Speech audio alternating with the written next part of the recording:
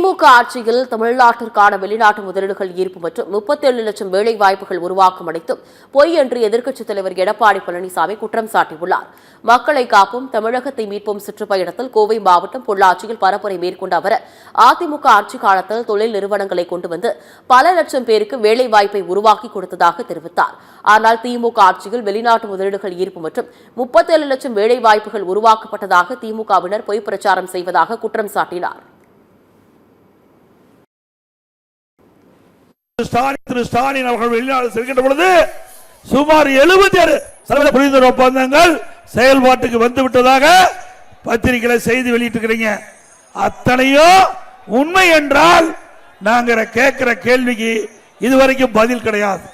திரு ஸ்டாலின் அவர்களே, திராவிட முன்னேற்ற கழகம் ஆட்சி அமைந்த பிறகு நீங்கள் போட்ட புரிந்துணர்வு ஒப்பந்தம் எத்தனை, எவ்வளவு முதலீடு ஈர்க்கப்பட்டது? இன்றைக்கு மத்திய அரசாங்கத்தினுடைய விவரம் 3 ஆண்டு திராவிட முன்னேற்ற கழக ஆட்சியில் 68,000 கோடி தான் தமிழகத்திலே முதலீடு செய்யப்பட்டதாக செய்தி வெளியாகி உள்ளது. ஆக அத்தனையும் பச்சை பொய். இதைத் தொடர்ந்து வால்பாறையில் மக்கள் மத்திய பேசியவர் வீடு வீடாக சென்று ஆட்களை சேர்க்கும் நிலைக்கு திமுக தள்ளப்பட்டுள்ளதாக தெரிவித்தார். அதிமுக அல்ல, திமுக தான் ஐசியூவில் இருப்பதாக தெரிவித்துள்ளார். வெண்டிலேட்டரில் உள்ள திமுக ஆட்சி இன்னும் 7 மாதங்களில் முடிந்துவிடும் என்று கூறியுள்ளார். மக்கள் ஆரவாரத்தோடு இருக்கிறாங்க, எழுச்சியோடு இருக்குது. திரு உதயநிதி ஸ்டாலின் அவர்களே, எப்பொழுது தேர்தல் வரும் என்று எதிர்நோக்கி இருக்கிறாங்க. திமுக தான் ஐசியூல இருக்குது. எல்லா கட்சியுமே உறுப்பினர் சேர்ப்போம்.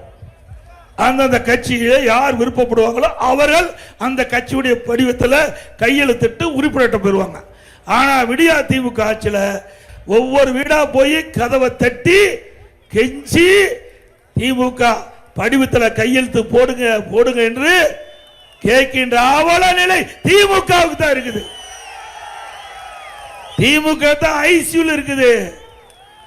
இன்றைக்கு ஒருவர் கடுமையான நோய்வாய்ப்பட்டு அவர் மருத்துவமனையில் சேர்க்கப்பட்டா அந்த தீவிர சிகிச்சை பிரிவு இருக்கும், அதில் கொண்டு போய் அவரை அட்மிட் பண்ணி அவருக்கு அந்த வெண்டிலேட்டர் பொருத்திடுவாங்க.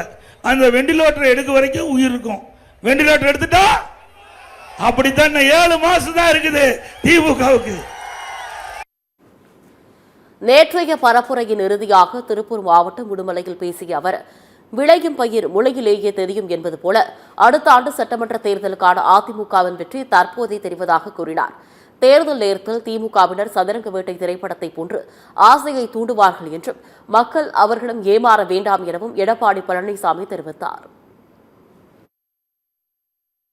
விளையும் பயிர் முளையிலே தெரியும் சொல்லுவாங்க. அடுத்த ஆண்டு நடைபெற்ற சட்டமன்ற பொது தேர்தலில் எங்க இருக்கின்ற மக்களுடைய எழுச்சிய வெற்றிக்கு அடித்தளம்.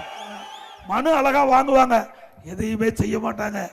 ஒரு படத்துல வரும், சதுரங்க வேட்டையில் வரும், ஒருவரை ஏமாற்ற வேண்டும் என்றால் ஆசையை தூண்ட வேண்டும். அப்படி மக்களுடைய ஆசையை தூண்டி அடுத்த ஆண்டு நடைபெறுகின்ற சட்டமன்ற பொது தேர்தலில் உங்களுடைய ஓட்டுகளை பெறுவதற்காக, வாக்குகளை பெறுவதற்காக ஸ்டாலின் மாறல் போடுகின்ற நாடகம்